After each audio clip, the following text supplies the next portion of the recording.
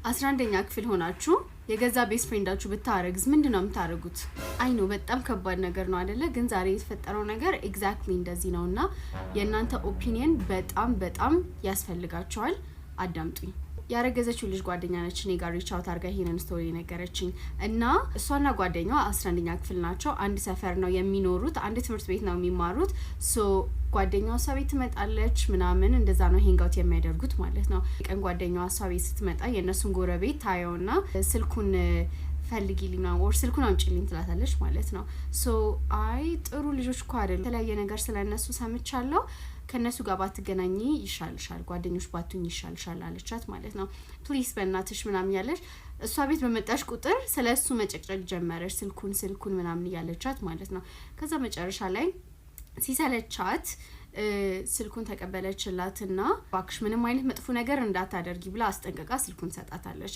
and then ስልኩን ከተቀበለቻት በኋላ ትደውልለታለች ምናምን ግን ልጁ ብዙ አልተመቸችውም ነበርና በቃ ቮይድ ያደርጋታል ምናምን ስትደውል አያነሳም፣ ይሳደባል አንዳንዴ ምናምን እና በቃ ግን እሷ አላቆመችም ማለት ነው። ሶ እንደዚህ ያለ ትንሽ ከቀጠለ በኋላ የልጁ ጓደኛ እኔ ላመቻቻችሁ በሚል ሙድ ይገባና እሷን መጀንጀን ይጀምራል ማለት ነው። ጓደኛዋ ይሄ ሁሉ ነገር ሲፈጠር አታውቅም፣ በፍጹም መሀል ላይም ሰው እንደገባ አታውቅም ነበረ።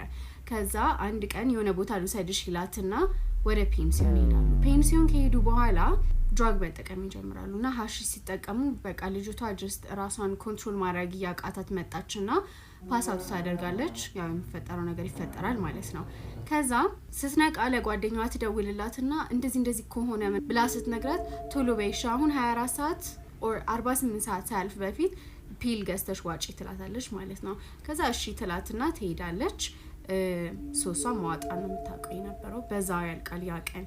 ከዛ ያ ሁሉ ነገር ካለፈ በኋላ ከሁለት ወር በኋላ ልጅቷ መታመም ትጀምራለች እና በጣም እየታመመች መጣች እና they don't know ምን እንደታመመች። by the way ደግሞ የልጅቷ ፋሚሊ በጣም ጨካኞች ናቸው፣ በጣም አረመኔዎች ናቸው። ፊዚካሊ አቢዩዝ ነው የሚያደርጓት። የገዛ ቤተሰቦቿ ደግሞ አይደሉም ዘመዶቿ ናቸው እያሳደጓት ያሉት። ሶ ላይክ የፈለጉት ነው የሚያደርጉት። በጣም ጨካኞች ናቸው እና በጣም እየታመመች ነው ዩና getting any better ምንድነው ምን ይሻለናል ምናምን በቃ ጸበል እንሂድ ይባልና ጸበል ተያይዘው ይሄዳሉ ማለት ነው። 3 ቀን ሄደው ምንም አይነት ፕሮግረስ እየታየ ምናምን አይደለም። ከዛም በኋላ ይሄ ነገር ምንድነው ምናምን በሚለው ጓደኛዋ ከናቷ ብር ትቀበልና ነይኔ ወስጄ ላሳክምሽ ብላ ይዛት ሆስፒታል ትሄዳለች። ሆስፒታል ሄዳ ስትታከም የ2 ወር እርጉዝ ነች። ከዛ እንዴት የ2 ወር እርጉዝ ልትሆኚ ትቻለሽ? መድኃኒቱን ገጽተሽ ውጣሽ የለ እንዴ ስትላት አልዋጥኩትም ታለች። oh my god bro እና አሁን ችግሩ ወላጆቿ like አሳዳጊዎቿ በጣም ክፉ ናቸውና ይሄንን ነገር ካወቁ አይደለም እሷን እኔንም ይገሉኛል በሚል ፈርታው ጓደኛዋ ለእናቷ በቃ የተፈጠረው ሁሉ ነገረቻት። አርግዛለች ጓደኛዬ እንደዚህ ነው እነሱ ደግሞ ይሄንን ካወቁ እሷ አይደለም እኔን ራሱ ሊገሉኝ ይችላሉ በሚል ለእናቷ ስትነግራት በቃ እናቷ በቃ ወንድሜ ጋር ሂዱ ወይም አጎቷ ጋር እንድትሄድ ለጥቂት ጊዜ ሰጀስት አድርገዋት አጎቷ ጋር ይሄዳሉ። ግን አጎቷ ጋር ራሱ ዝም ብለው አይደለም የሚሄዱት። ልጅቷ በቃ ስቲል ጸበል መግባት አለብኝ 2 ቀን መግባት አለብኝ ብላ ቦርሳዋን ልብሷን ምናምን ፓክ አድርጋ ነው አጎቷ ጋር የሄዱት ማለት ነው። የሷ አሳዳጊዎች ይሄንን ይሰማሉ፣ እንዳረገዘች ይሰማሉ።